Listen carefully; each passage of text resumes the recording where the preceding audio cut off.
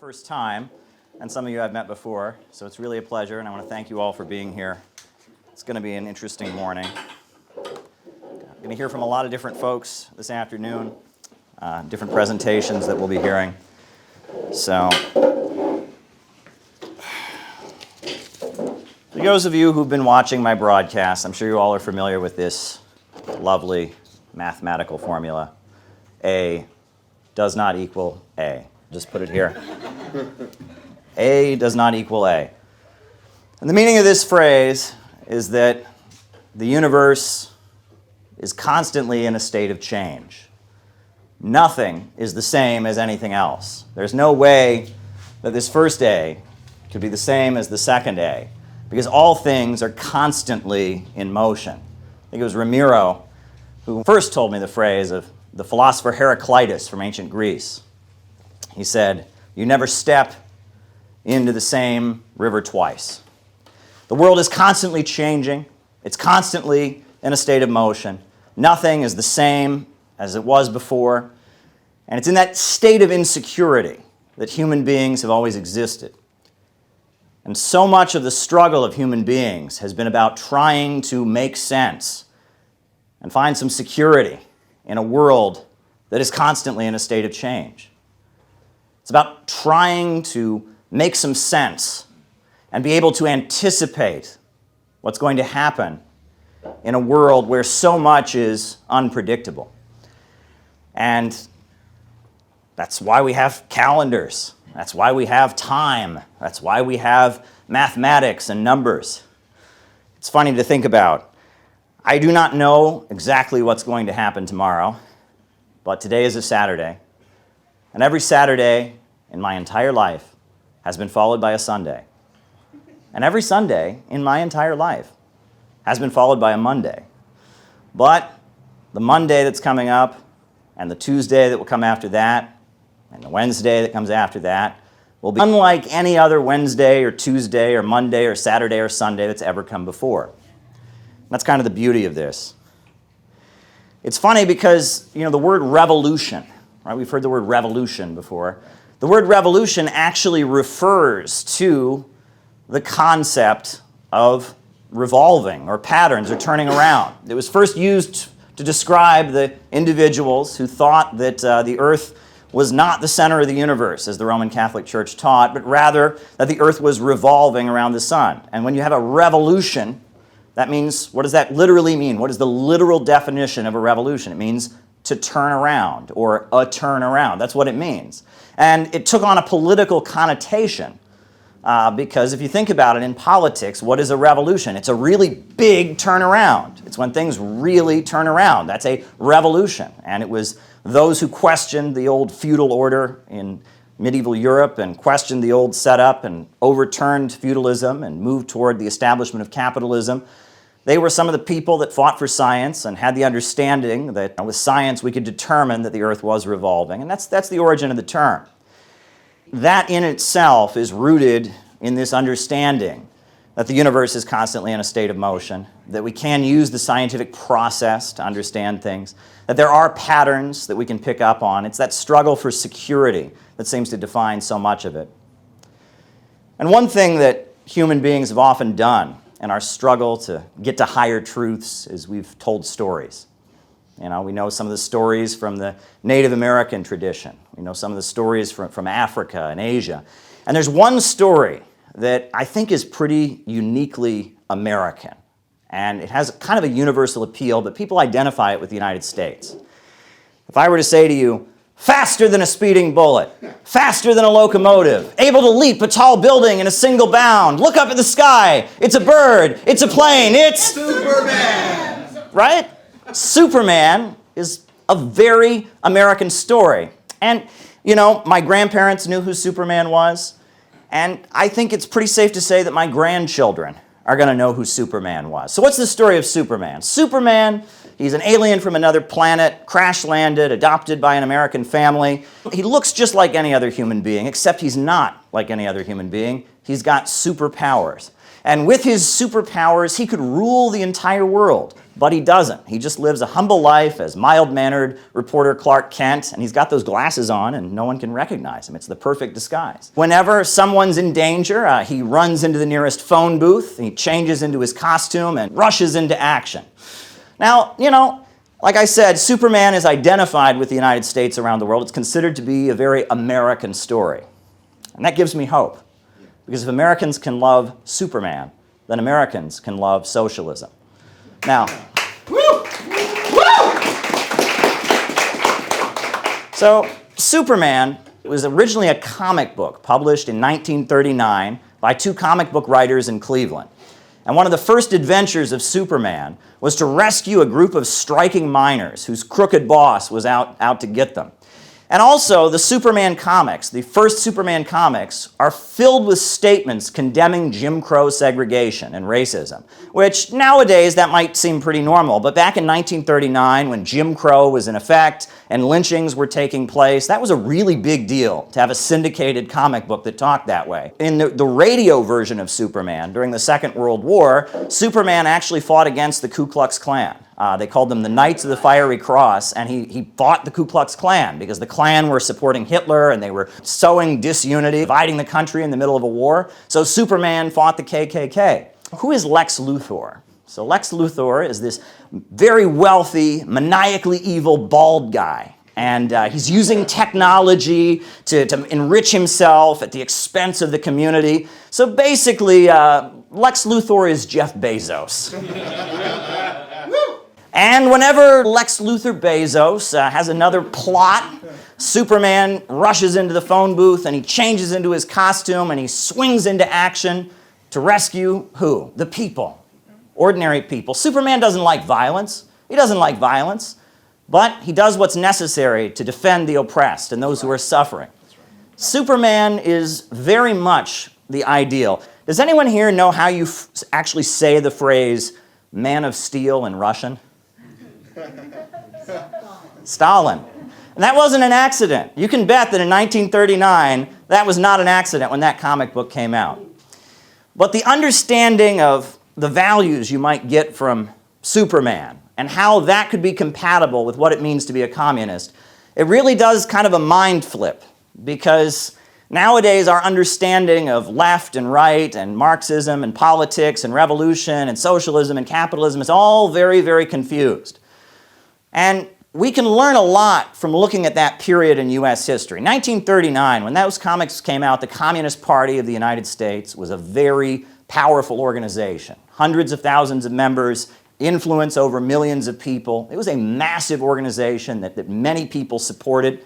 And interestingly enough, where is Superman from? He's from, Smallville, Kansas. The communist presidential candidate in 1940 and in 1936 was Earl Browder. And Earl Browder's nickname was the Man from Kansas. That's what he ran as the Man from Kansas. This idea that Superman was this wholesome, anti-racist, progressive who went around fighting for the rights of the workers against big monopoly corporations, that was very much what the Communist Party was about when they were in their Popular Front anti-fascist period. And what's interesting is this kind of Superman understanding of socialism. This understanding of socialists as people who love their communities, love their country, love their world, want to create peace, want to create justice, want to mobilize for reform and transformation of society, moving toward a society without violence and injustice. That understanding, I think we can probably see the biggest incarnation of that understanding of socialism in our world today in China, the People's Republic of China. You can read the old novels of Pearl Buck. You can read the writings of Edgar Snow. You can look at what China used to be before 1949, before the Socialist Revolution, before the Communist Party came to power. Look at what China is today, and it's like night and day. Yeah. We're talking 850 million people lifted out of poverty. We're talking the wiping out of illiteracy. We're talking about, We're talking about raising so many people out of poverty, creating the world's greatest and largest telecommunications manufacturer, Huawei Technologies. We can talk about the world's largest hydroelectrical power plant, the Three Gorges Dam, We can talk about how half the steel in the world today is created in China. At the time of the Socialist Revolution in 1949, there wasn't a single steel mill in China. Now half of all the steel on the planet is made in China. Prior to the pandemic, the world tourism industry was having a boom because suddenly they had all these new customers of people whose parents and grandparents were illiterate and lived in the countryside and had nothing. Now they were going on vacation to places like Paris and London. And I was in Russia in Red Square. Every time the Lenin mausoleum opens up, there's a crowd of Chinese tourists who pile in to see it. And this transformation of China that you can talk about, this economic transformation, it came about as a result of socialism.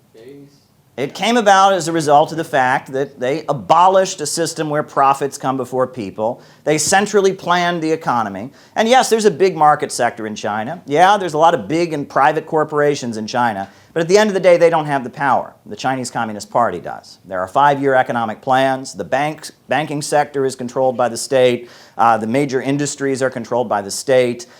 Sometimes they'll slip in American mainstream media and say things like, there's no such thing as a private company in China. And that's the truth. I mean, at the end of the day, even the private companies can't just do whatever they want. There's the Chinese Communist Party that has 90 million members that can step in at any time and force them to do what is in the interest of the country overall. They talk about socialism with Chinese characteristics, the understanding that you incorporate market mechanisms as well as the state sector, kind of mobilizing it all around a central plan to eradicate scarcity and raise people up from poverty. Friedrich Engels, he said, under capitalism, the means of production only function as preliminary transformation into capital. Mao Zedong, he said, capitalism is profits in command. But socialism is the negation of that. It's when the economy is organized to serve public good, not the profits of a few. It's a centrally planned economy. That is what socialism is. And the vision is that socialism, with rational planning of the economy, you can raise people out of poverty. The idea is that eventually socialism will give way to the higher stage of communism, which is a world with so much abundance and so much prosperity that the need for a state fades away and people can just kind of do what they want to do and take what they need from each according to their own ability, to each according to their needs. That is the ultimate vision. It's about raising people out of poverty, getting to a post-scarcity world. And the focus of my opening presentation, and I want to thank you all for being at this conference. We're going to hear from so many great folks, and I'm so excited to have you all here. The focus of my presentation won't be making the case that socialism is better than capitalism, but rather, the focus of my opening presentation this morning is going to be having an understanding of what it takes to get from capitalism to socialism and what we can learn from some of the experiences that have gone on and how we can apply it to our current conditions. Thank you. Now, you all got a copy of the CPI Educational Manual, which is a great textbook. I know in Texas they've been using it every week. They've been studying it. The folks from San Angelo, Solidarity, and San Antonio. I know there's people in Australia doing classes on it. This is the Educational Manual of the Center for Political Innovation. It has a number of texts in it. One of the texts we included was a very important essay written by Mao Zedong in 1927. And the essay that he wrote, it's called Report on an Investigation of the Peasant Uprisings in Hunan. And this was 1927. Mao is a member of the Chinese Communist Party, and he himself is from somewhat of a rural background. And so they sent him to the rural areas where the peasants were rising up and revolting against their landlords. And he wrote his report about the peasant uprisings in Hunan. He gave his assessment of what happened. And this is what he wrote. He wrote, in a very short time, China's central, southern, and northern provinces, several 100 million peasants will rise like a mighty storm, like a hurricane, a force so swift and violent that no power, however great, will be able to hold it back. They will smash all the trammels that bind them and rush forward on the road to liberation. They will sweep all the imperialists, warlords, corrupt officials, local tyrants, and evil gentry into their graves. And this document that he wrote, this was a polemic. He was essentially yelling at his own party. He was saying, get your shit together. He was saying that something's going to happen. He was saying, we're getting ready for a big turnaround. And he was very angry with his own party, the Chinese Communist Party, because what was happening in the countryside was full of potential, and they were ignoring it. The next section, he says, every revolutionary party and every revolutionary comrade will be put to the test, to be accepted or rejected as they decide. There are three alternatives: to march at their head and lead them, to trail behind them, gesticulating and criticizing, or stand in their way and oppose them. Every Chinese is free to choose. And the essay also has the famous passage. It says, a revolution is not a dinner party, or writing an essay, or painting a picture, or doing an embroidery. It cannot be so refined, so leisurely and gentle, so temperate, kind, courteous, restrained, and magnanimous. A revolution is an insurrection, an act of violence by which one class overthrows another. And he writes this essay because at the time, the Chinese Communist Party was based in the cities. And it was in the urban areas the Chinese Communist Party was operating. And they had entered an alliance with the KMT Nationalist Party in China. And they were operating in the cities, and there was a feeling that the peasantry, the rural folks, they were not revolutionary. They were not educated, they were not literate, they were low income, they were impoverished, and they were not full of revolutionary potential. And Stalin was arguing that basically the way China could move forward was through this alliance with the KMT Nationalist Party. Trotsky advocated, forming labor unions among the very, very small industrial working class and railroad workers of China. But Mao had the understanding that if you wanted to have a revolution in China in the 1920s and 1930s, it was going to come from the rural folks. And he was saying, basically, if we want to win this thing, we got to turn around. We got to have a big turnaround. We've got to change our tactics because the world is constantly in motion, because A does not equal A, because you never step into the same river twice. And if we're going to win this, we're going to have to turn around. And it's not too late to turn around. And sometimes, in order to win things, you have to turn around. And that reminds me of another revolutionary. You can go back to 1903. In Russia, you had Vladimir Lenin. Vladimir Lenin, he said, if the situation changes in 24 hours, the tactics must also change in 24 hours. And it was 1903, and he was looking at the Russian revolutionary movement, and he said basically the same thing. If we're going to win this, we've got to change how we're operating. Instead of having this kind of loose political association, we've got to form a party of new type. And in exile in London, he had a meeting with all these great Russian revolutionary leaders, well-respected organizers of unions, organizers of strikes and protests, fighters for democratic rights, Zinoviev, Bukharin, Kamenev, Litvinov, Stalin, Trotsky, and he had them all in one room.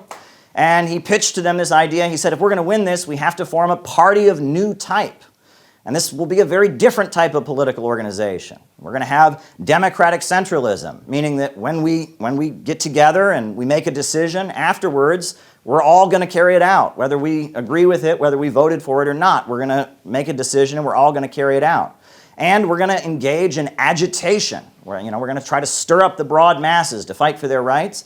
And when we're going to find the advanced and the folks that are capable of understanding our revolutionary ideas and concepts, and to those folks, we're going to propagate, and we're going to teach them Marxism. We're going to agitate, and we're going to propagate, and we're going to practice democratic centralism, and we're going to form this party of a new type. Not a party for every person who might agree with us, but only for those who would give the whole of their lives to the revolutionary movement. And at the time that Lenin made this proposal, there were a number of Marxists, not just in Russia, but also in Europe and all of that, and they looked at Lenin and they said, this is nuts. They said, this isn't a revolutionary party you're forming. This sounds like a monastic order. This sounds like the Jesuits or the Franciscans. This sounds like some kind of crazy cult.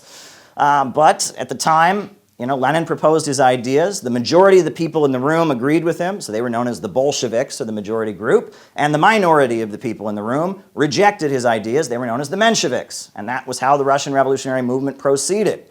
But that wasn't the only time you had a big turnaround. Fast forward to 1917, and 1917, the Tsar is brought down in a massive uprising in Russia. Well, Lenin gets on a train from exile in Switzerland. He comes back to Russia, and he comes back and he delivers this April thesis. And once again, he says, we have to change our tactics. We have to drastically change our tactics. We need to make opposing the war, opposing World War I, the primary thing we stand for. We got to stop calling ourselves socialists and social democrats, because then people will think we're the same as these sellout labor union leaders who dragged us into the war. We got to start calling ourselves the Communist Party instead of the Socialist Party to distinguish ourselves. We have to at the same time be organizing these Soviets and these dual power institutions. And he comes in with his April thesis and he says, look, we got to turn around. We got to change our tactics. If the situation changes in 24 hours, the tactics must also change in 24 hours, because A does not equal A, and you never step into the same river twice.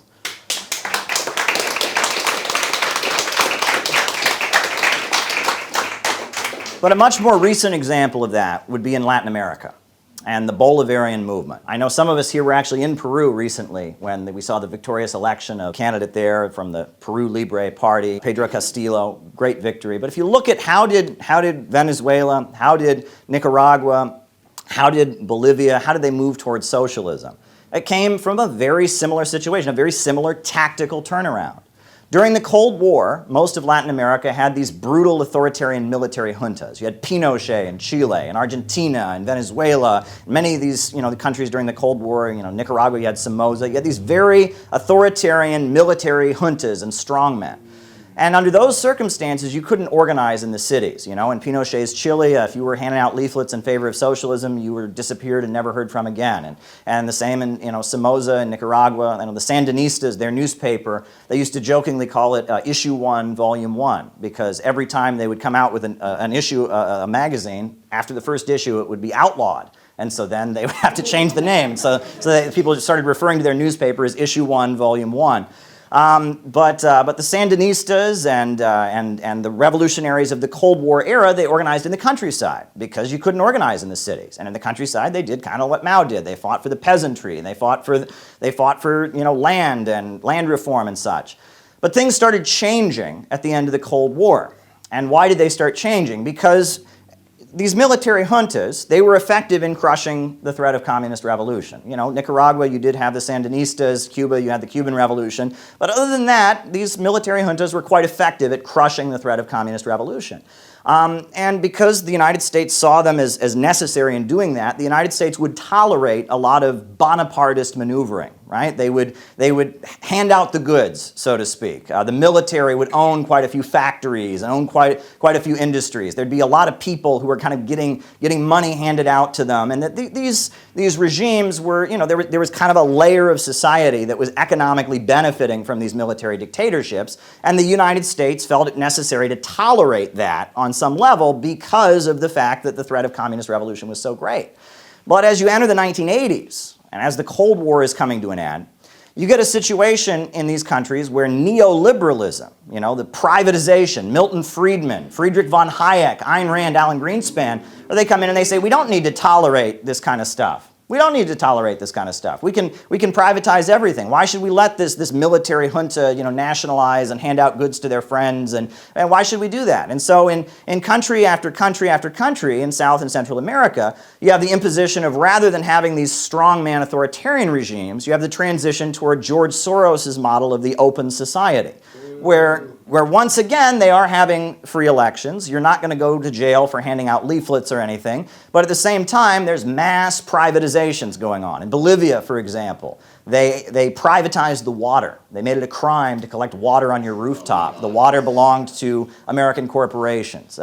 In Venezuela, the cost of public transportation, which many people in the capital city of Caracas depended on to go to work, it went up, and there was a massive riot called the Caracazo that took place. And, I actually visited Ecuador in 1999. I was 12 years old, and it was at the height of a man-made famine created by neoliberalism. And I actually saw with my own eyes, I was a 12-year-old kid, we got off the airplane, we saw a crowd of desperately poor, starving people, mainly people from the rural areas who'd lost their land, and it was a crisis. Hundreds of thousands of people died of malnutrition or fled Ecuador in the late 90s due to these economic policies of neoliberalism. Privatize everything, gut the market sector. You had the IMF and the World Bank coming in and just demanding that these countries sell themselves off to the highest bidder. In Bolivia and in so many countries, it just wrecked the place. It was a disaster. disaster. NAFTA in Mexico, similar things were done in Haiti. Haiti's agricultural sector was destroyed. You know, the people of Mexico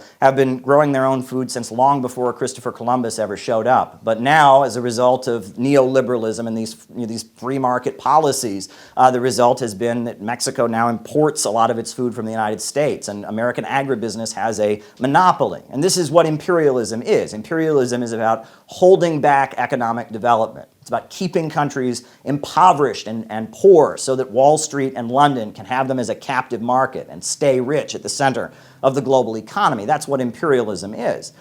And neoliberalism, the economic model of neoliberalism, was much more effective when you have this open society model. Instead of having some strongman authoritarian military state, instead you have the opposite. You have a government that's so weak you can drown it in the bathtub. Right? You have a pathetic, weak, regime that can't in any way possibly stand up to corporations. So Wall Street and London just come in, and the IMF and the World Bank just come into these countries and tell them how it is. And that's what you had in Venezuela. And that's what you had in Chile after the fall of Pinochet. And that's what you had in Argentina. And that's what you had in country after country, is you have these weak neoliberal regimes. Well, under those circumstances, the communists of Latin America determined to change their tactics. And there were very important conferences that took place in Cuba where revolutionaries from all across the region said, look, if we're going to win this thing, it's time to turn around. It's time to change how we're doing things. The way we've been doing things before is not going to work. And so what did they do? They started organizing once again in the cities and building a coalition against neoliberalism, building a kind of a popular front against neoliberalism. And in Venezuela, you had the election of Hugo Chavez, which was very much a referendum, not on socialism and communism, but on neoliberalism. Hugo Chavez, sure.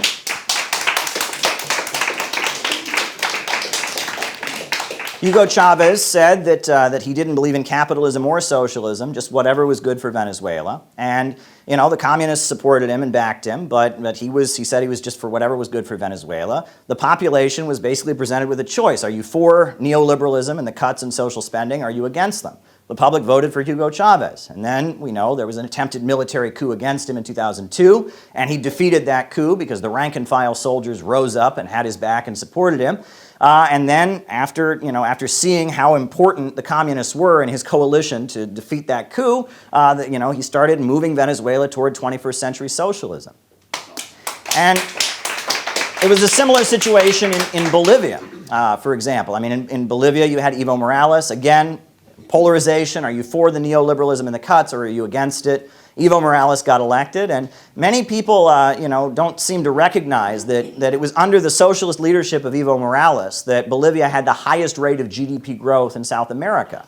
By asserting state control over the natural resources and planning out the economy, they were able to raise millions of people out of poverty, build roads, wipe out illiteracy in the country. Great economic achievements came. But all of this came from a willingness to change tactics, a willingness to turn around, a willingness to recognize that the way things were working before had to change, and that if you're serious about these things, if you want things to change, it's time to turn around. If the situation changes in 24 hours, the tactics must also change in 24 hours. And that is very, very important to the conversation that we're having today and that we're going to be having for today and tomorrow. Because if we are going to get out of the rut that our country is in, if we are going to get out of the nightmare of free market capitalism, we're going to have to turn things around. Things are going to have to change. We need to adopt new strategies and new methods. The old ways are not working. But the country is in crisis right now. When you look at the numbers of poverty, things need to change. They absolutely need to change. But in order for things to change, there's got to be a recognition. If we're serious about this, we need to turn around. And I would say that it's not too late to turn around, because A does not equal A, and you never step into the same river twice. Woo! Right.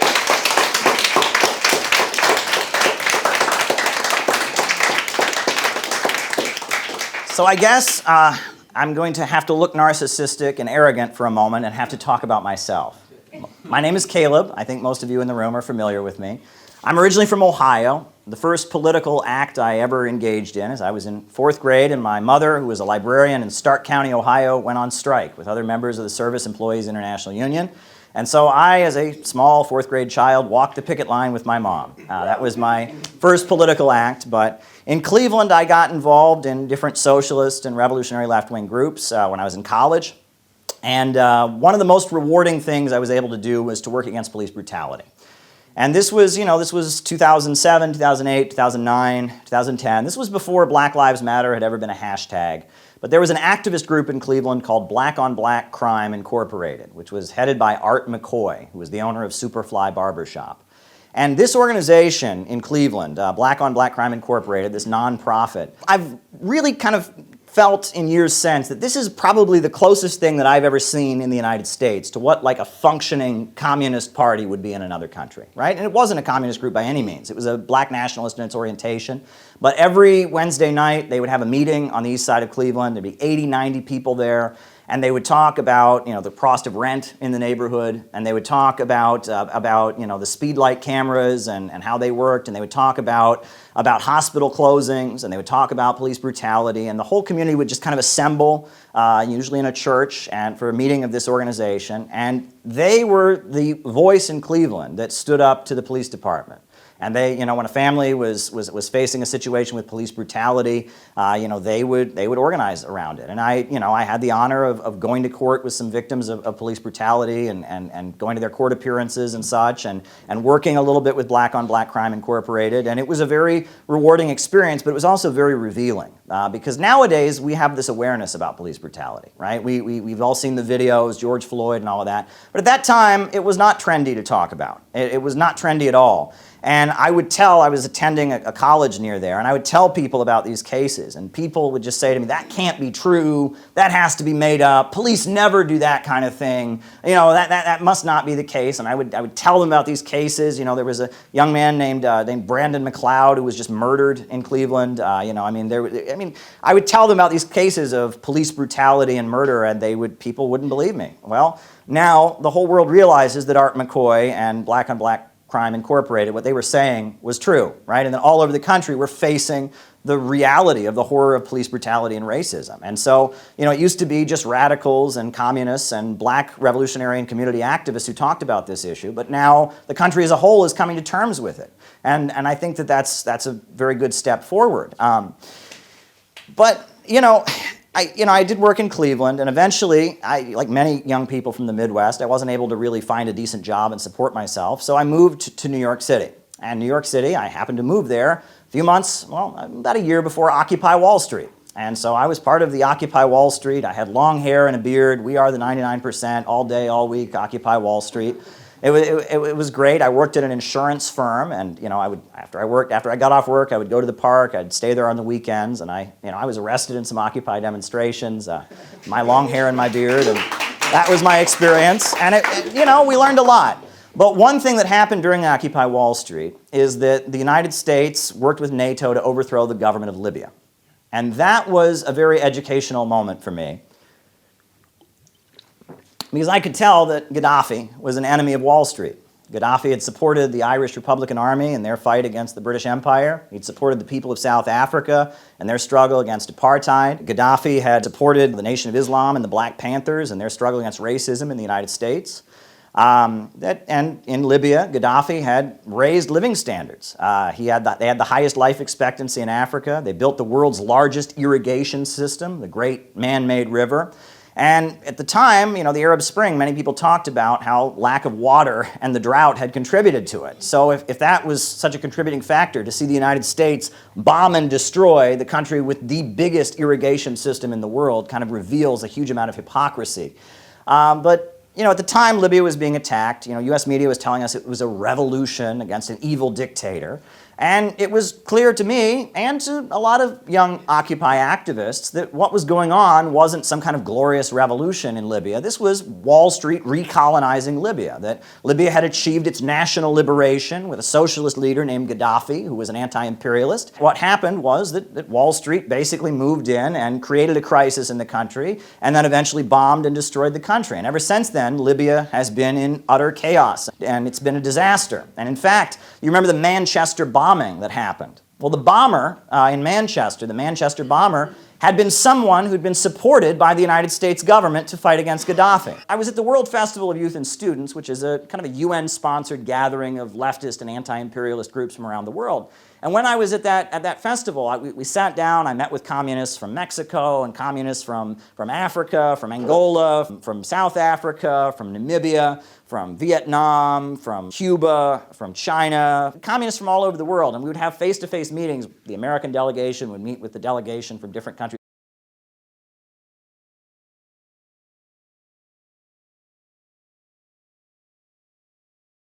around the world. And they all said the same thing to me. They said, "What's wrong with American communists?" They said, "You guys are so weird. Like, what is it? What is it with you guys? Like, we don't get it."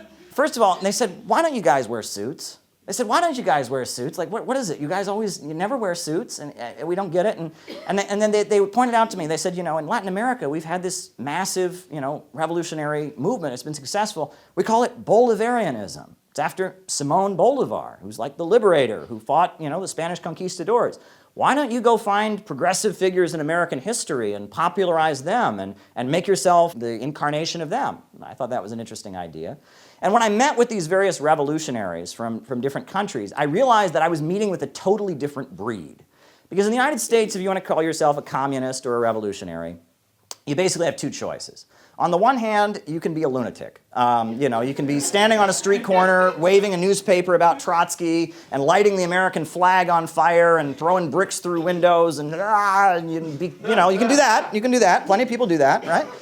Or you have this other choice, which is that you can read Marx once a year and join a group that basically just is part of the Democratic Party, and they go and campaign for Democrats. And once a year, you sit there and maybe on May Day you talk about how it's all about socialism or something. You're just a Democrat. You're not really a socialist. Those are your two choices in the United States, right? You can either kind of sell out your ideals, or you can be a fringe element that no one ever wants to listen to.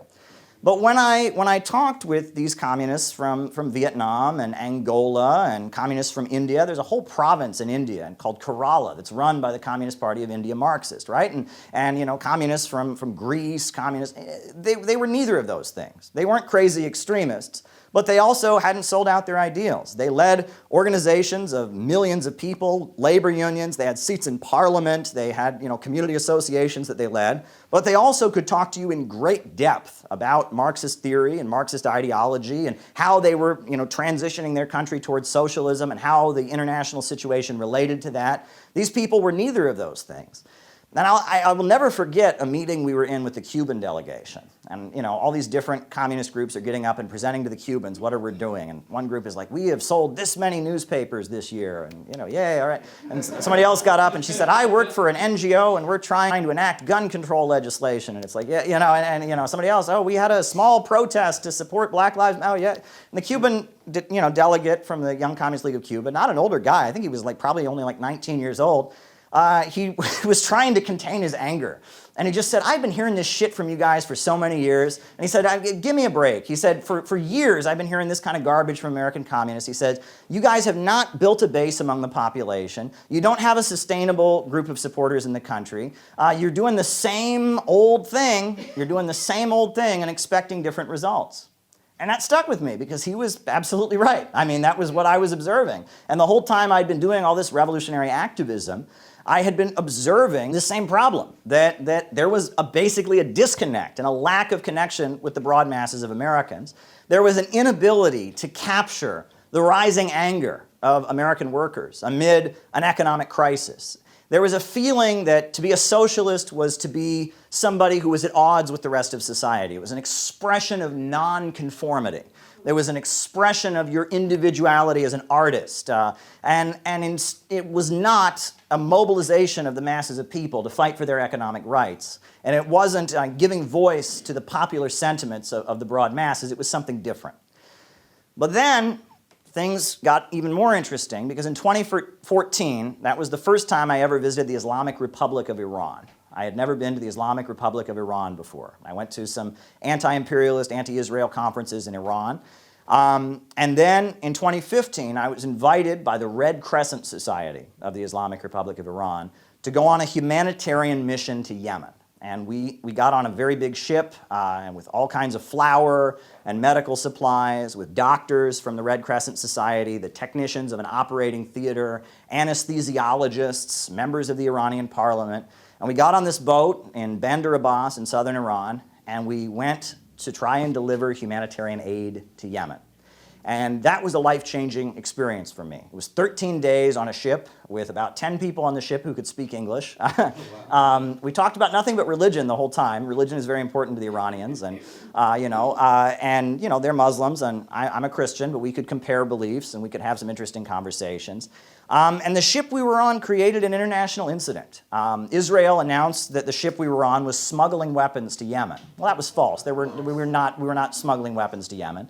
There was some talk of Saudi Arabia saying they might attack our ship, actually, from what we understood. The Saudis said that if we attempted to, port at Hodeidah, they would attack. And multiple times, a U.S. aircraft flew over the ship, just kind of like touched down, over, kind of zoomed down over the ship. And I was quite nervous in those situations, quite unsure of what was going to happen. I didn't know how this trip was going to end. I knew we were trying to get to Yemen, where the people of Yemen were fighting against a Saudi invasion. We were trying to deliver humanitarian aid. I knew that there were a lot of lies being spread. I was the only American on the ship. There was a German citizen, there was a French citizen, and everyone else was Iranian. It was quite a big moment for me. And we didn't reach the port of Hodeidah in Yemen. Then the reason we didn't reach the port of Hodeidah was because basically the Saudis bombed the port of Hodeidah 8 times in a single day to prevent food from being delivered. They murdered a number of dock workers. And then after they bombed the port of Hodeidah 8 times in a single day, 2 days later, they bombed the medical university in Hodeidah, where we would have delivered our medical supplies, and murdered medical students who just they weren't combatants, they weren't in a war, they were just trying to, get medical training so they could help, their people in the middle of a war like this. Bombed the medical university, killed a number of medical students. With the port blown to bits and destroyed, with the medical university blown to bits, our ship turned around and we went to Djibouti. We actually went to the country of Djibouti. The Iranians were not able to get off the ship in Djibouti because Djibouti does not allow Iranians to enter Djibouti. But I had an American passport. The French guy had a French passport, so the two of us, we got off the ship in Djibouti. We got on a plane, and we flew to Turkey, and then we flew back to Iran. And that was a life-changing experience for me. I did a lot of thinking about my life and what it means, and what does it mean to be a socialist? What does it mean to be an anti-imperialist in these situations? So when I got back to Iran, they gave me, I consider this to be a real honor to be trusted as an American. They took me to see the supreme leader of Iran. He was speaking at the shrine of Khomeini, the founder of the Islamic Revolution, and the supreme leader, Ayatollah Ali Syed Khamenei, he spoke at the shrine, and there was a room of about 20,000 people who assembled. I was about maybe 100 to 200 feet away from the supreme leader. And I'm sitting there in the auditorium as one of the only Americans to have been in the supreme leader of Iran's presence. And he gave a speech, and I had my translation earpiece in my ear and was listening to the translation. It was a very long speech about the Islamic Revolution of Iran, what it means. And he talked about how ISIS and the Wahhabi terrorists, that's one distortion of the Islamic faith. And he talked about how what he called westernized Islam that embraces capitalism and the Western system, how that's a distortion, how their interpretation was the true interpretation. He also, at one point in his speech, he said, we oppose the crimes of ISIS and the crimes of police brutality in the United States because they're both the same. He actually said that in his speech. That was pretty powerful. And then I will never forget, because I guess the context was explained to me. At the time, Rouhani was the president of Iran. He was kind of a reformist. And one of Rouhani's allies had said that we should stop calling America the Great Satan, and that wasn't correct or whatever. So the supreme leader gave his rebuttal to that. And he said, yes, we do call America the Great Satan. He says, but we don't mean the American people. We don't mean the American people. Many of the people of America are working class. Many of them are struggling to get by. When we say America is the great Satan, we're talking about the system. We're talking about the system of imperialism that grinds countries into poverty, that beats people down, that starves people across the world. And he said, we definitely consider that system to be Shaitani Bezorg, or the great Satan. So after he made that point, and I'm standing there with these, these diplomats, and I'm standing there, and there's Chinese diplomats and African diplomats around me. I'm hearing this, and he says, we say that America is definitely the great Satan. I was the only American in a room of 20,000 people who immediately started pumping their fists like this and chanting, "Death to America, death to America, death to America." And I stood there in that moment, and you can't describe that feeling. You have to have been there. And tears started pouring down my cheeks.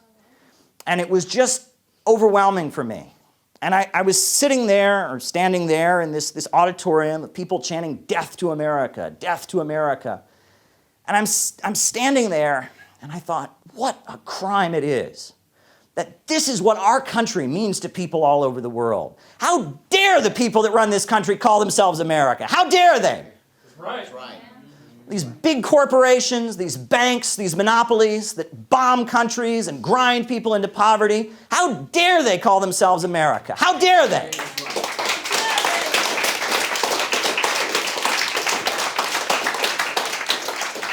They weren't chanting death to my family. They weren't chanting death to the people in my neighborhood and my community. They identified America with policies that have actually been destroying America. It's because of the policies of these same corporations that push us to be hostile to Iran and hostile to Venezuela, the military-industrial complex, the big, huge banks. It's because of them that they're unpaving the roads in Ohio and Pennsylvania and places like that. It's because of them that the power grid in Texas collapsed and left people in the cold in the winter. And these same multinational corporations that are beating down and destroying people, they are also destroying the United States and the working people of the United States, the working class, black, white, Arab, Asian, Latino, all of us here, the working class of the United States, we have a common destiny with the people of the world in the struggle against imperialism, the global monopoly capitalist system. We have a common destiny. There is a common destiny. And it was that understanding that made me come to the conclusion that it is our job to show the people of the United States and the people of the world that there is another America. Yes, there's the America of slavery. There's the America of war. There's the America of empire. There's the America of George W. Bush and Joe Biden and Donald Trump. Yes, that America exists. But there's also the America of John Brown and Harriet Tubman. There's also the America of the people who built the labor movement and fought for the rights of women and fought for the rights of the LGBT community. At the same time that slavery was going on, there were people rising up and protesting against it. At the same time these ugly wars that the imperialists waged happened, people were resisting. People were fighting back. And we have just as much right to call ourselves Americans as they do. That's right. That's right.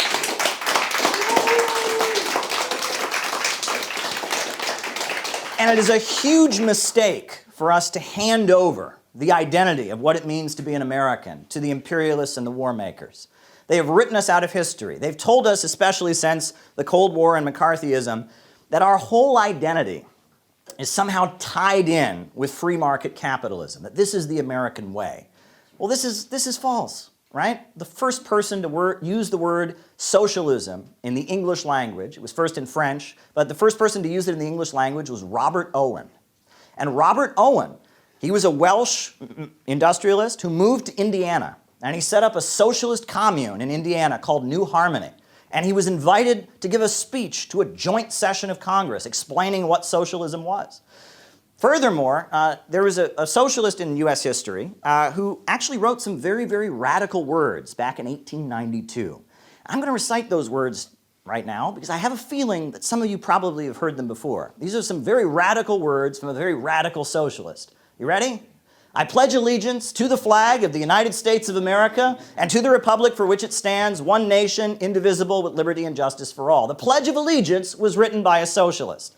His name was Francis Bellamy, and he was a Baptist minister in addition to being a socialist, right? Imagine that, right? He was a Baptist minister and a socialist, And he was so much of an anti-racist that when he was in Boston giving his anti-capitalist sermons, they actually banned him from preaching in the city of Boston.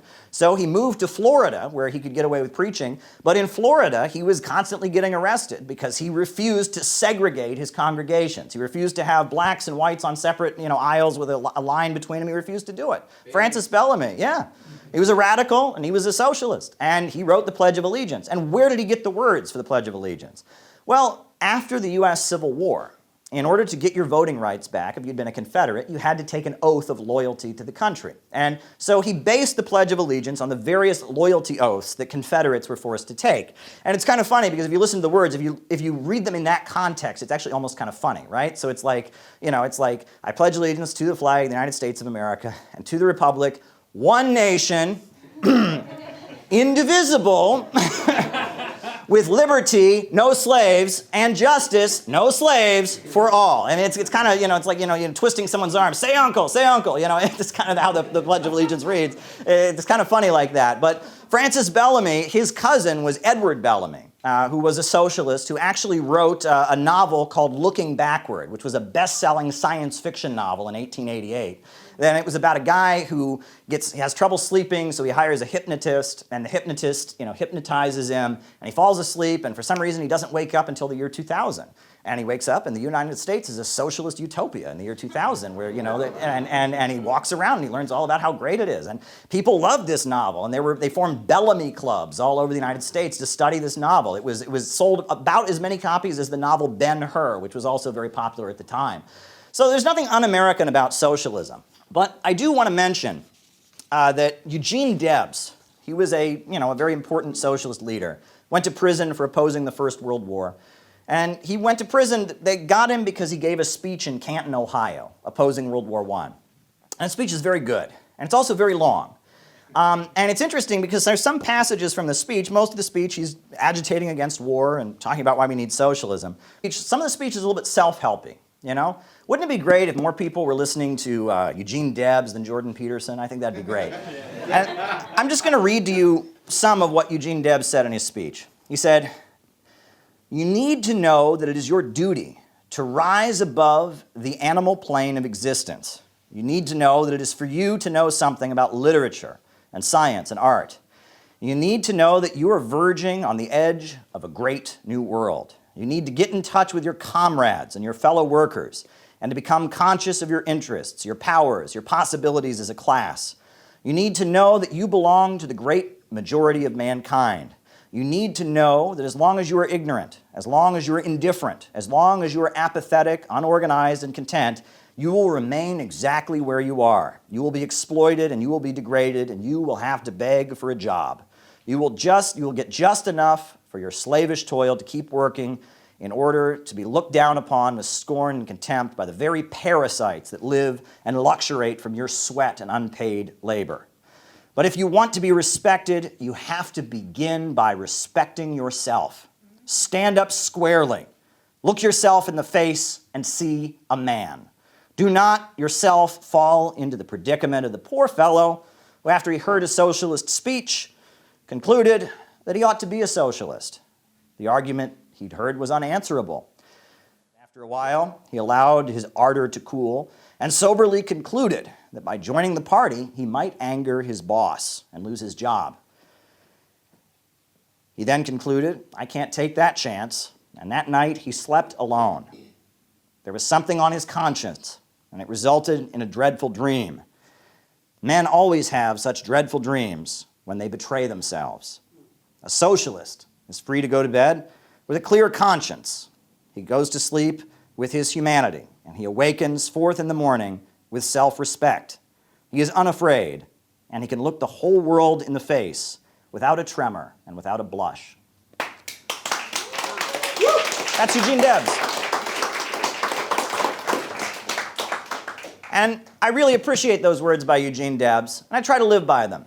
And one way you can tell that I'm not a grifter is that if I were a grifter, I would tell you what I think you want to hear. And I often don't tell you what I think you want to hear. I tell you what I think you need to hear. And there's a difference. There's a difference. You have to be real with people. You have to tell them things. Sometimes there are things that I say that are not intended to make me popular, but actually intended to have the opposite effect.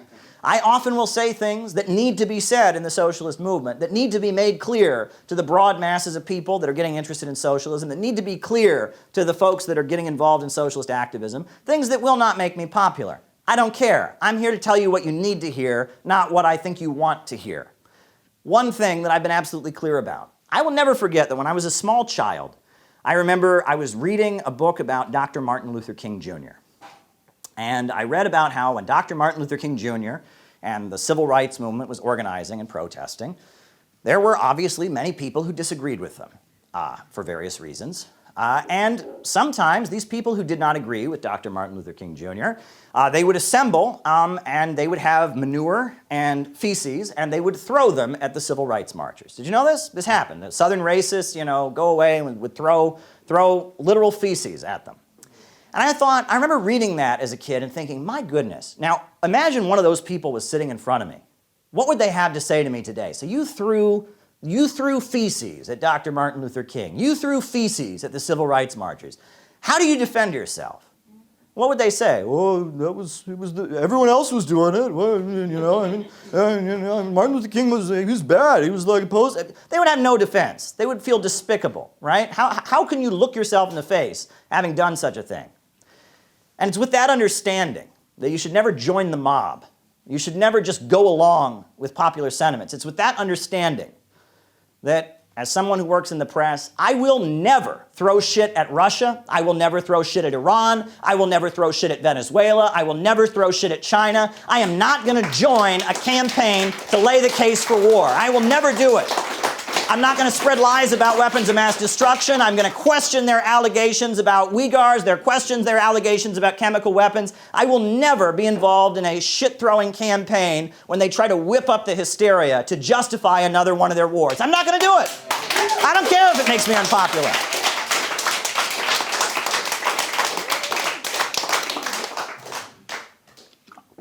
Furthermore, I'm going to be honest about what a human being is. And this is something that we need to be very clear. What is a human being? The way we're taught largely in our society to think about human beings is that they're just another animal.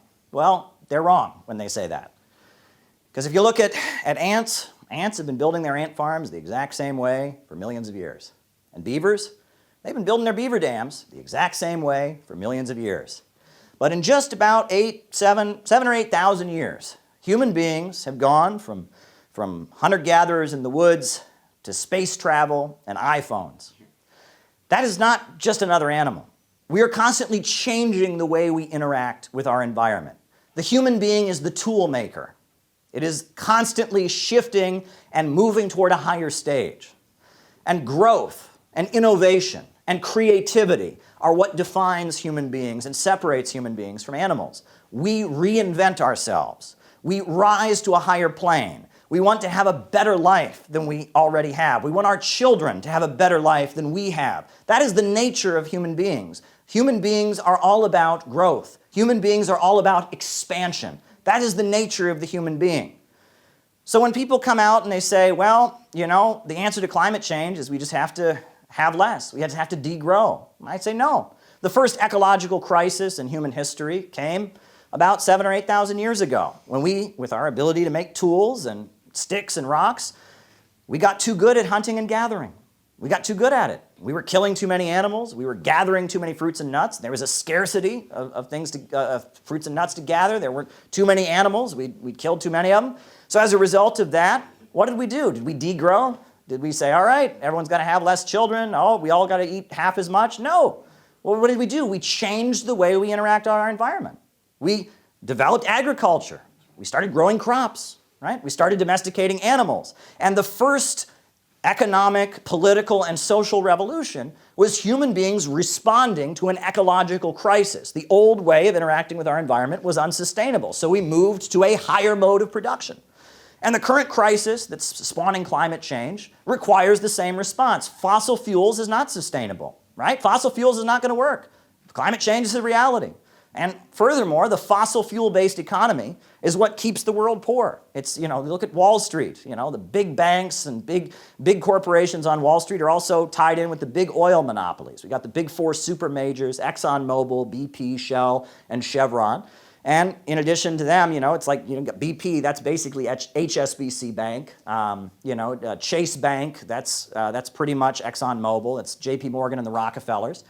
And the Wall Street global order is based on having an oil-centered economy. We need to get beyond an oil-centered economy. That is the solution to climate change. We need to change the way we interact with our environment, not to have less, but to have more in a sustainable way.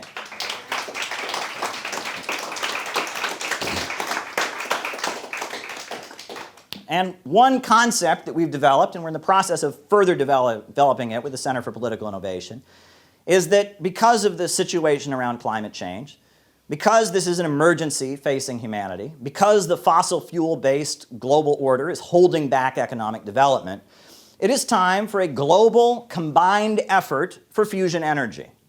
Instead of having it be a competition where China is working on fusion energy and South Africa is working on fusion energy and India is working on it, and there's a lab in Boston and there's a lab in New Jersey and there's a lab in California. Instead, we need a combined global effort. We need all of the countries around the world, all of the foundations, all the scientific institutes to combine their efforts into a single effort, a united global crash program to get fusion energy. That is the idea. We should have one place in the center of the heartland of the United States of America, one international territory, a new UN, a climate change fusion UN in the center of the United States of America called Fusion City. That is what we have developed, a global combined effort to save humanity from the nightmare of fossil fuels. We call for Fusion City now. Fusion City now. Fusion City now. Fusion City now. Fusion City now. Fusion City now! Fusion City now! Fusion City now! Fusion City now! Yes, we're going to do it. We're going to do it. That is the solution to climate change. That's the solution to climate change. Now, furthermore, when it comes to the situation with immigration, the fact that people are piling onto our border, trying to flee from Guatemala and Honduras, this is a big problem. People are desperate. People are struggling. The right wing says we're going to build a big giant wall. Well, good luck with that. That's not going to work. And furthermore, the policies that the right wing advocates would make all the problems they agitate around worse, right? If immigrant communities are afraid to call the police because they're being terrorized with ICE raids, then groups like MS-13 are going to prosper and blossom. And if people aren't able to walk across the border because there's a big, huge wall, people are going to still keep coming, but they're going to be contracting and negotiating with these awful, vile organizations. There's nothing good is going to come out of making immigrant children afraid their parents won't be there when they come home from school. Nothing good's going to come out of that. Nothing good is going to come out of kicking down doors and terrorizing people. Nothing good is going to come out of that. But what does the left offer? What does the so-called left offer? Not much, about the same thing, right? Instead of having kids in cages, we now have children in facilities, right? According to Kamala Harris. And they don't offer really much change. They may talk in a more compassionate way. They don't offer anything. Well, what we call for is something called the Sandino-Zapata Economic Corridor. Sandino was the leader of the Nicaraguan Revolution. Zapata was the leader of the Mexican Revolution. And it is time for an emergency program of economic development. China, the United States, Mexico, and Nicaragua need to have a combined program to bring economic development to Central America. Jobs, schools, education, healthcare. And enacting this program would bring jobs to people in this part of the country and other parts of the southwestern United States. It would bring jobs to Mexico. It would bring jobs to Nicaragua. It would create an economic corridor all the way from Nicaragua right up to the southwestern United States. Highways, railways, jobs, opportunities. We should do it, and we should do it because it's a matter of national security. The crisis on the border cannot continue, and the only way out of it is economic development, right? That's the only way out of it. And people say, well, why don't you just let the market do that? Why don't you just let the free market do that? Well, the free market isn't doing that. The free market isn't doing that. We need to get rid of these free market conceptions, right? The invisible hand, the magical invisible hand is going to solve your problems. If you were a parent and you had like a 2-year-old child and you went out someplace and someone said, oh, did you hire a babysitter? And you said, no, the magical invisible hand is taking care of my kids tonight. You would be looked at as a lunatic. But that's what we've been doing with our economy. The magical invisible hand is supposed to solve everything. It's been working out so well, hasn't it? Just so well, this neoliberalism and privatization. Prisons for profit, such a great idea. Have corporations make money from locking people in jail. What could possibly go wrong? Private military contractors, right? What could possibly go wrong with that? We'll have these private companies that fight our wars for. I mean, that's just a brilliant idea, right?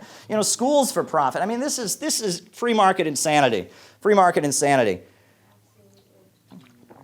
But the crisis that we're facing right now, we need to be really real about this. The crisis that we're facing right now is rooted in what Marxists refer to as overproduction. That in capitalism, the capitalist is constantly trying to produce as many products as he possibly can. He wants to churn out as many iPhones and iPads and TV sets and refrigerators, as many products as he possibly can. But there's a little bit of a problem with that, because at the same time he wants to produce as much as he possibly can, he wants to pay as little as he possibly can to the workers in order to produce it. So he's constantly reducing and eliminating the role of the worker in production. And pretty soon, as you're driving people's wages down and you are churning out more and more products than ever before, you have this problem, which is that the worker is also the consumer. And there's nobody to buy the products that they produce. And this is the built-in self-destruction of capitalism, the problem of overproduction. And it is exacerbated when there are big technological leaps. And Marxists generally referred to this as the tendency of the falling rate of profit. That as the role of the worker is reduced in production, the rate of profit the capitalist makes is also reduced, because he cannot exploit surplus value from a machine. He cannot exploit surplus value from other externalities. He can only cut into the labor of the worker to get surplus value. So in addition to this built-in problem of overproduction, you have the tendency of the falling rate of profit. And if you look at World War I came after great leaps in technology. If you look at World War II also came after great leaps in technology. And these great leaps in technology tend to lead to prolonged economic crisis for this reason, for this problem of overproduction and the tendency of the falling rate of profit. There's an old labor song, Solidarity Forever. One of the verses, it says, it's we who plowed the prairies, built the cities where they trade, dug the mines and built the workshops, endless miles of railroad laid. But then the last line is of this verse, we stand outcast and starving amid the wonders that we have made. And that's referring to this issue, that the workers mobilize, they go out, they work hard, they build, and they produce all this wealth. And because all this wealth has been produced, there's poverty. Capitalism is the only system where you have poverty amid plenty. In systems of the past, if there were food shortages, people were hungry because there wasn't enough food. There were housing shortages, people were homeless because there wasn't enough housing. It is only under capitalism that people are homeless because there's too much housing. It's only under capitalism that people are hungry because there is too much food. And the response to this is the mobilization of society to take control of the means of production. The banks and the factories and the major industries and the centers of economic power must be organized to serve public good and not the profits of a few. That's right.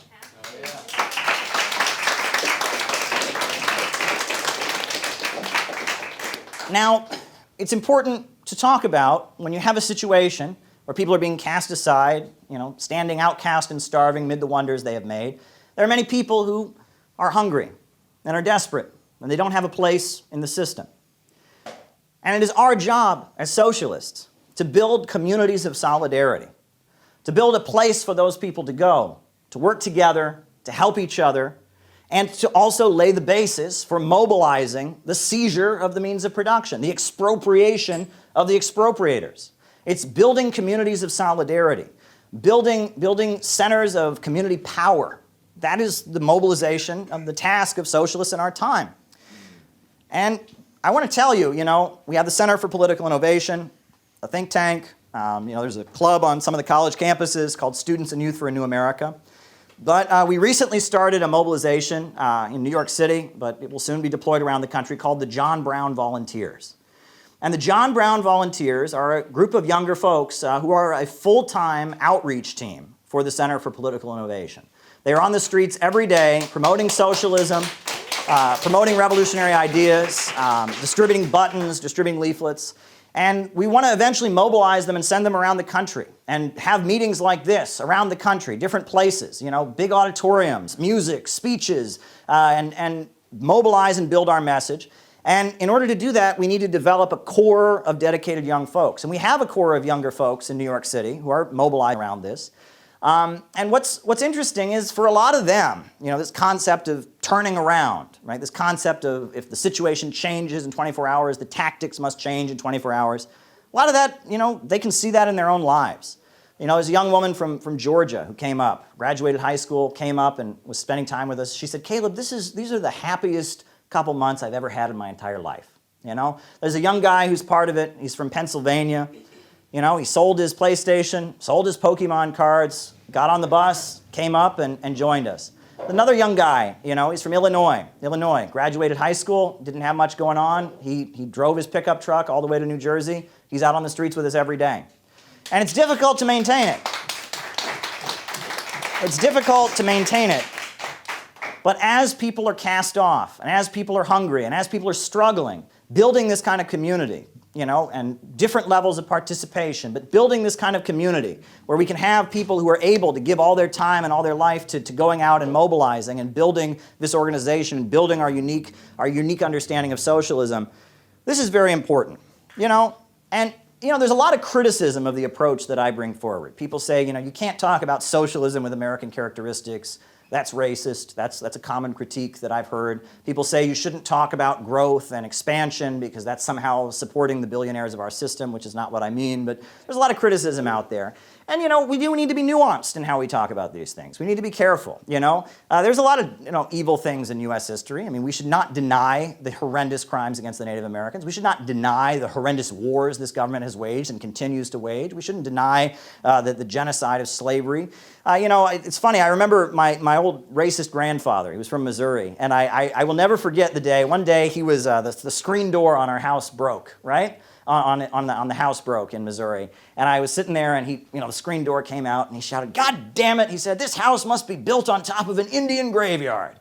And I thought for a moment, I said, what? I was a kid, I didn't know what that meant. Well, apparently that's an old racist expression, right? That like if things are falling apart, it's because your house is built on top of a place where there's dead Native Americans and ghosts are coming up. I was kind of terrified I heard that, But if you think about it, though, if we're following this old racist expression, right? If something's built on top of an Indian graveyard, it must be cursed. The whole United States is built on top of an Indian graveyard. And not just an Indian graveyard, an African graveyard from the transcontinental slave trade, a Vietnamese graveyard, a Korean graveyard. I mean, so this whole country is cursed if you think about it, if you follow the logic of that expression.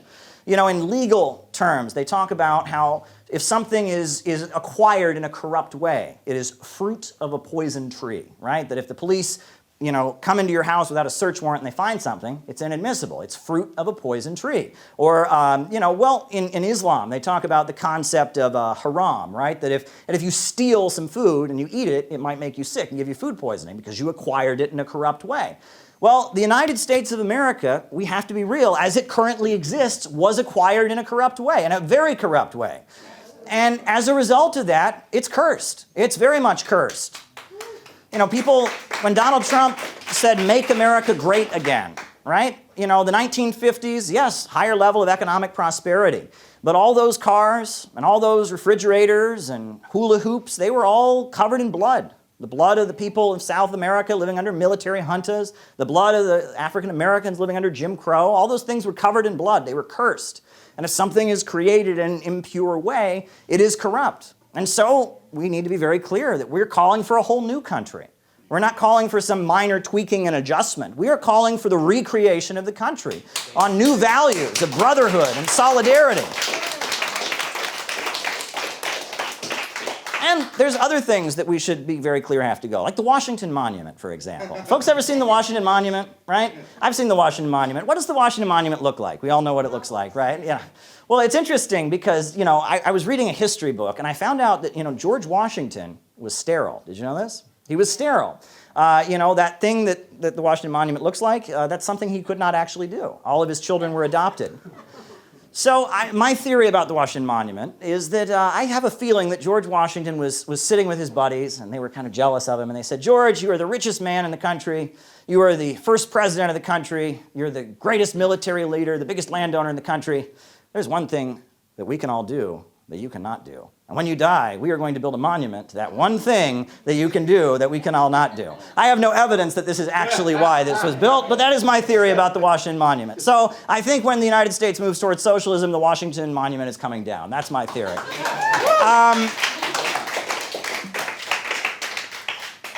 But I want to say that as much as we know that capitalism is unsustainable, there are countries around the world that are moving towards socialism. And in response to that, the United States is entering a crisis. There are divisions in the ruling class. They don't know how to respond to all of this.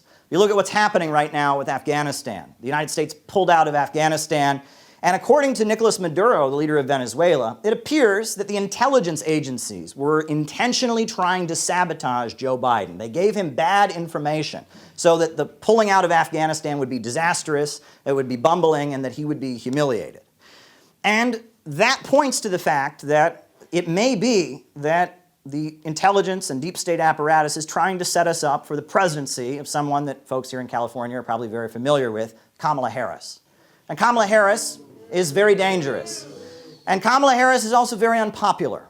They've done poll after poll after poll. They cannot make us like Kamala Harris. They really want us to like Kamala Harris, but it just doesn't work. Tulsi Gabbard delivered one of the most epic political knockouts in history during the debate stage and just exposed her as the vicious prosecutor that she is. I want to bring the conversation back to the broken criminal justice system that is disproportionately negatively impacting black and brown people all across this country today.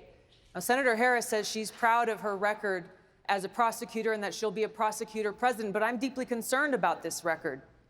There are too many examples to cite, but she put over 1,500 people in jail for marijuana violations and then laughed about it when she was asked if she ever smoked marijuana. She blocked evidence. She blocked evidence that would have freed an innocent man from death row until the courts forced her to do so. She kept people in prison beyond their sentences to use them as cheap labor for the state of California. And she fought to keep cash bail system in place. That impacts poor people in the worst kind of way. Thank you, Congresswoman. Senator Harris, your response. As the elected Attorney General of California, I did the work of significantly reforming the criminal justice system of a state of 40 million people, which became a national model for the work that needs to be done. But Kamala Harris was selected by the Hillary Clinton faction of the US State Department out of Silicon Valley to be their person. And there are divisions, even within the Democratic camp. If you look at what went on with the Hillary Clinton State Department, there were situations where Obama and Biden were in the White House kind of fighting against the Hillary Clinton State Department. There were divisions there. There was Jared Andrew Cohen, who was an employee of Google Alphabet, who worked at the State Department with Hillary Clinton. And he went to Twitter on behalf of the US State Department and worked with them to change their algorithms and manipulate things to cause unrest in Iran. Right after Obama was elected. And Obama heard about this and had not approved it and tried to fire Jared Andrew Cohen. And Hillary Clinton stepped in and stopped Obama from firing Jared Andrew Cohen. And when the coup in Honduras happened, very famously 2009, the government of Honduras was toppled. Barack Obama was kind of taken by surprise. And they asked him, hey, what about this overthrow of the government? He said, well, that's not legal. Well, he didn't know that Hillary Clinton had been meeting with the coup plotters long before she was even president and been planning the coup the whole time. And while Obama and Biden and John Kerry, who replaced Hillary Clinton at the State Department, while they had kind of focused on maybe a soft power strategy, they'd negotiated the Iran deal, they opened diplomatic relations with Cuba, it appears that the Hillary Clinton State Department, instead of being focused on this soft power maneuvering strategy, was focused on using social media and using the algorithms to foment global chaos around around the world. And that, you can talk about the writings of the occultist guru Marilyn Ferguson, who was the spiritual advisor to Al Gore. Her book, The Aquarian Conspiracy, that was published in the 1980s as Silicon Valley got going. This call for some kind of global explosion to bring the world back into harmony with nature. And you look at what happened during the Arab Spring and how there's so much chaos and destruction that came out of economic necessity. It was a spontaneous uprising, but Facebook and Twitter and Al Jazeera swung into motion and turned it into a huge crisis, with Libya destroyed, with Syria destroyed, with people struggling. There are divisions in our deep state right now. And on the one hand, we can be concerned about that, because as the capitalists fight with each other and one faction tries to dominate over another faction, you can end up with a much more authoritarian state. That can be the result. But it's also important to keep in mind that divisions among the ruling class and divisions among the rich and powerful, they create openings for the people. They create openings for the people. And we should be paying very close attention to this. There could be an opening, an opportunity for the workers' movement to expand. It was because Roosevelt was under attack from a fascist coalition. It was because of that the communists were able to organize the sit-down strike wave and bring unions into this country. It was because of that some of the conversation against Jim Crow segregation opened. And so we should always be trying to make the most of openings and divisions in the ruling class and maneuvering. No question about it. But I do want to say this, and we're going to have plenty of time to talk this weekend. I'm going to end my opening remarks by just saying, there was an old communist years ago, an older guy who'd been through the new communist movement in the 70s and up into the 80s and 90s. And I remember I was a freshman in college, and I was selling communist newspapers on the street with him. I remember he turned to me, this older guy, and he said, Caleb, he said, being a communist, life doesn't get much better than this. Life doesn't get much better than this. And he was right. He was right. It's a very satisfying lifestyle to be fighting for justice and organizing for truth. And I got some very good advice from another old communist. And I was in New York City, and he said to me, Caleb, be really careful if you're walking down by Wall Street. Be really careful. Look over your shoulder, look up, because they're going to be jumping any day now. Thanks.